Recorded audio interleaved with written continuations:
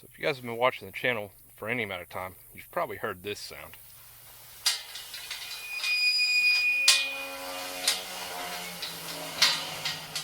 Really annoying. Let's see if we can fix that today.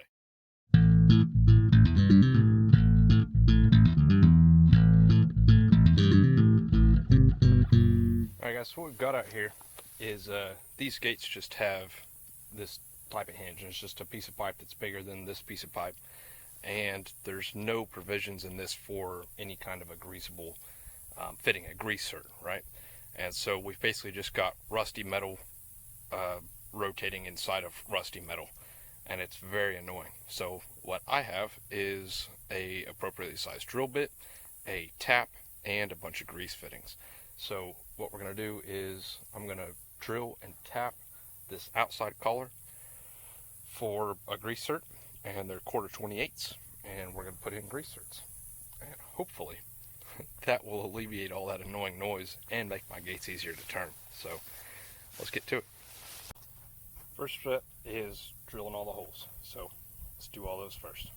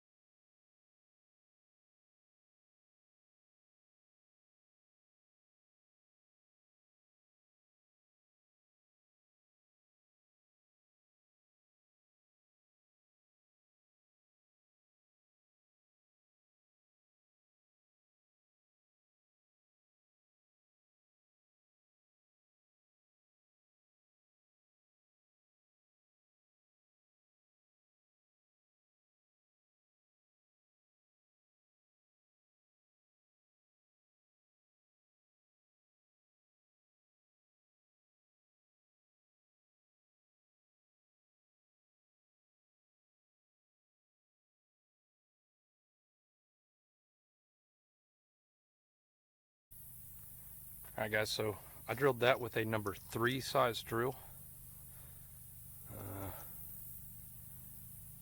You guys know drills came in number sizes. You can't read that. This is number 3, and that is the ideal drill size for a 1/4-28 tap.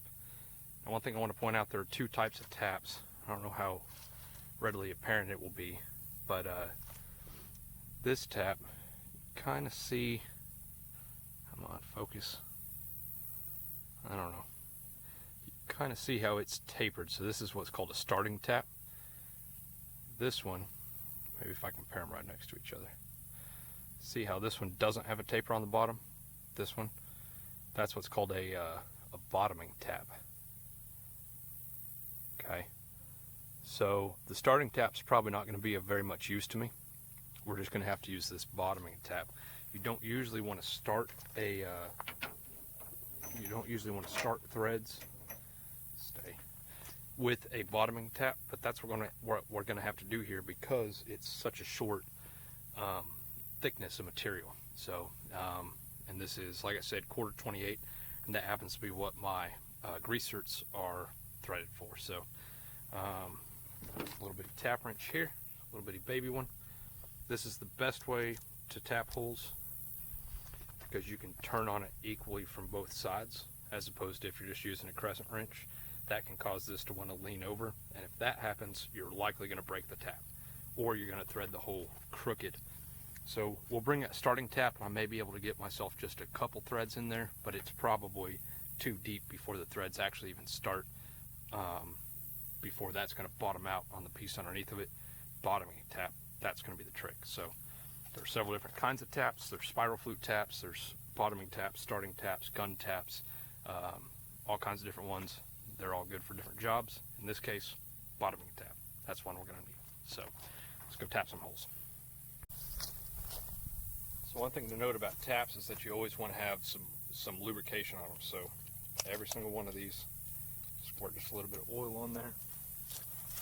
And then I tried to put these in a spot where I'd be able to turn this tap handle. I did kind of a poor job on this one, to be honest with you.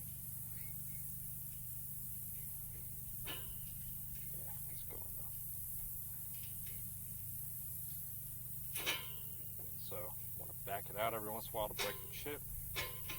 If you're threading a really deep hole, you'll want to pull the tap all the way out every once in a while. Now these small taps are particularly easy to break, so you have to be very careful if you're doing something big. Okay, that's got it. Like a 2-inch or a 1 inch or something like that, or really even when you get to like a 3/4 or anything bigger than that. They're pretty hard to break. You'd really have to screw up to break one. Man, did not do a good job on the hole placement on this one. I think I'll have enough room now. Oh. See, I'm running into this weld. Okay, so that's what I was trying not to have to do. But if you get into a spot like that, you can just turn it 90 degrees. I'd meant to put these, like I said, somewhere that I wouldn't have to do this. Oh well.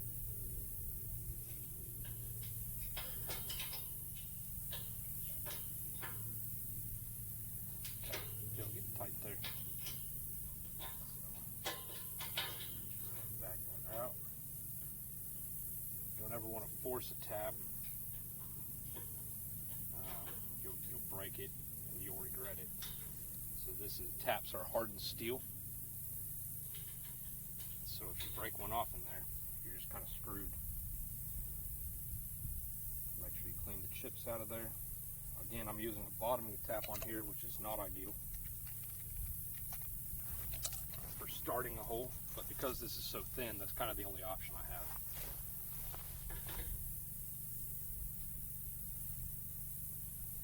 Two things that are really important about tapping holes. One is that you start straight, and you can start a tap crooked and you'll be able to thread it in, but your threads won't work. And that's particularly important once again on larger size taps.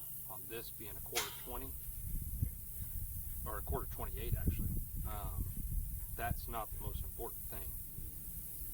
Because of how thin this material is that I'm tapping into, oil.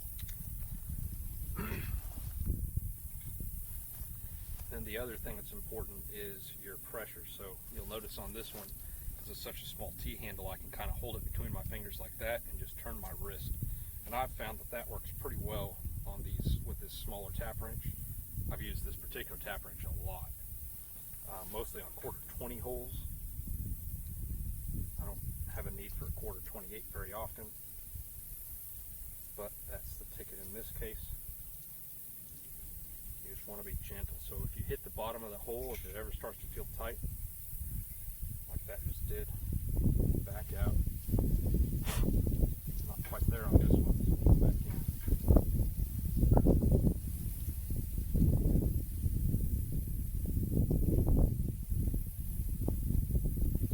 That was just some chips that got caught up in there.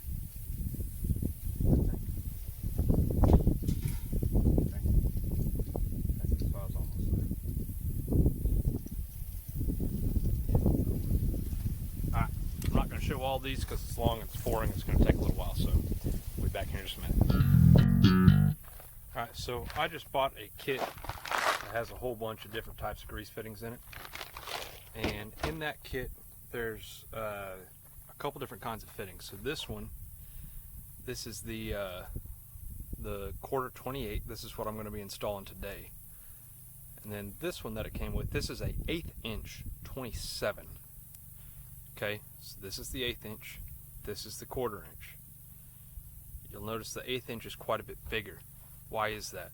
That's because this is a 1/4 inch 28, which is a national fine thread. These are straight threads. This is an 1/8 inch 27, but this is an NPT, so this is actually a tapered fitting. So this fits pipe threads, 1/8 inch pipe thread, which is much bigger than you would think.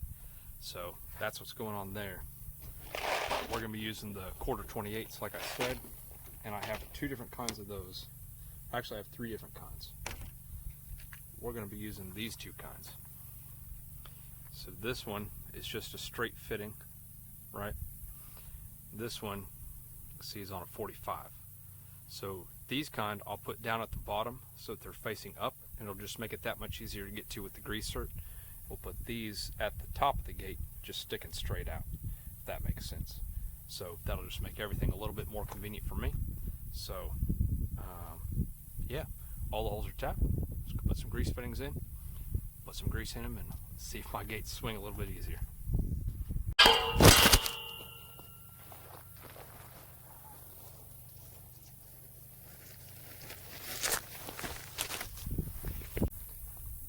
So at this point, honestly, it's pretty straightforward. You'll literally just screw them in. These take a 11/32 wrench. This particular kit that I bought. Oh no. Okay, I'm wrong. The ones with the 45-degree angle take an 11/32 wrench. Looks like the straight ones take a smaller wrench. So let me go find that real quick and be right back.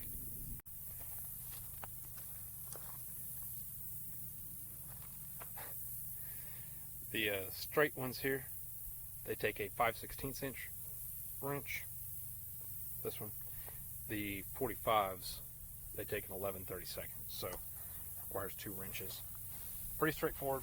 All you got to do is just thread it in. So nothing tricky about that. I happen to have ratchet wrenches.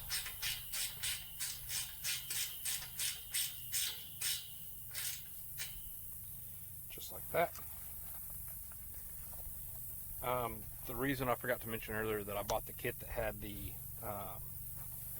1/8 inch MPT fittings in it as well is because that's what both my backhoe and my tractor take. So if I ever need to replace a grease cert on one of those, I'll be able to do so.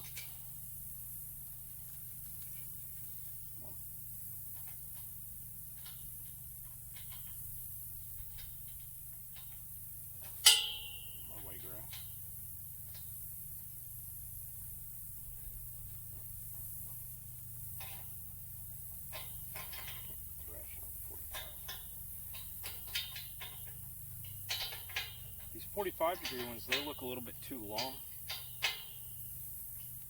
for the material. Let's find out.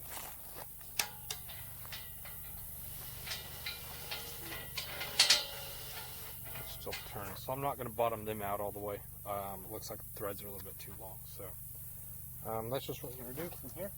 Get my kit and bought another one.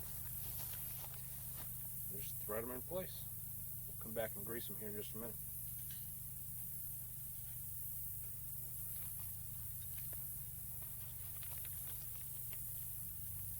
It's tiny wrenches.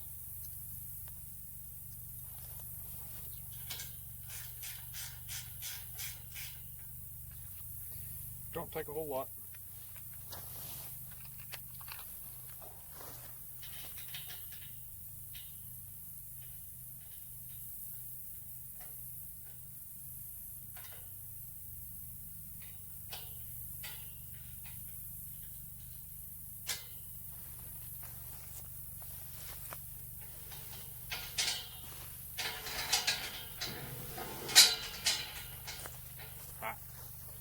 I'm going to do the rest of them and bring it back in a minute. Alright, so we got all those installed, so we're going to start putting grease in it. This is the type of grease that I'm running. It's this Lith Flex all season. Kind of a funny story actually. I bought this at an auction. I bought a whole case of this stuff. And there was another guy there. I was bidding on some chains actually. And this other guy, he was bidding against me. And just kept going. I told him, hey, I'm buying these chains. Stop costing me money. He's like, yeah, whatever. And so he kept bidding. And I ended up getting the chains. Well, a few minutes later, some chain tensioners came up. Some people call them boomers or whatever, chain binders, whatever you want to call them. They're the ratcheting style, the nice ones. And I just bought all this chain. Like, I'm buying those boomers. So I start bidding on them. Well, he's bidding against me, this same guy. I was like, come on, man. I just bought all that chain. You think I'm not going to buy these tensioners? And he's like, yeah, okay, whatever. Well, he kept bidding against me. I outbid him. I got the binders. we get over to a different trailer that was just full of all kinds of parts, tools, just stuff. And they get up to $10. And they're like, you know, the person picks out whatever they want. And the way that they do this at these auctions is that they just say, you know, hey, $10, you get to pick whatever you want off the trailer. Okay. So $10, dude takes what he wants. It was like some fishing lures or something. They say, anybody else wants something for $10? I'm looking around on the trailer. There's like some tools and stuff, but I'm like, you know, nothing that I really need. And I look over and there's a whole case of grease. Well, this guy that was bidding against me on the chains comes kind of walking up behind me, and we see at basically the same time, there's a whole case of grease right here. And I was like, well, heck, for $10, I'll buy that grease. And so as soon as I start to say it, and I was closer, so I got it first, but I said, I'll take that box of grease for $10. And right at the same time, he stepped in and started to say that he'd take the grease, and he was like, ah. I was like, yep, I ain't gonna let you buy anything today, man. So anyway, that's how I got that grease. Turns out that he works for, or is a part owner of a concrete company out of Muskogee, which is only about 30 minutes away from me. So I may end up, I got his chains and I got his boomers and I got his grease, but I may end up hiring them out to pour my slab on my house someday. So we'll see. Before I put grease in this, let's just see if it's noisy. Oh, it's tight. Yeah. Real annoying. Alright. Pump it up real quick.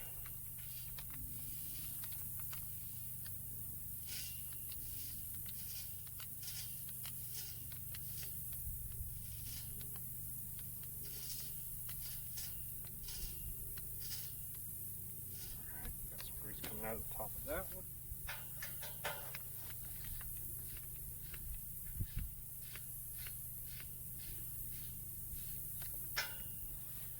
Now it's filled up. Let's see if that helps.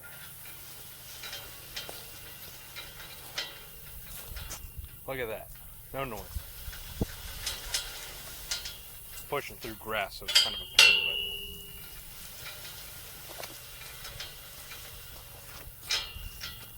but oh, that's so much better.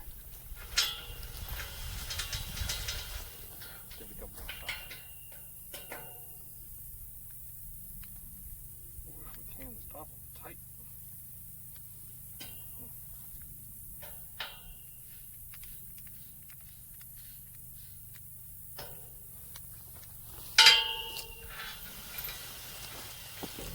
Oh yeah.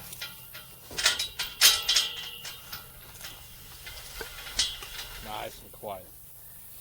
That is a huge improvement. So we're going to go around, grease all the rest of them. Man, that's going to be nice here in next week when I'm working calves. So, all right, guys. Thanks for watching. Catch you guys next time.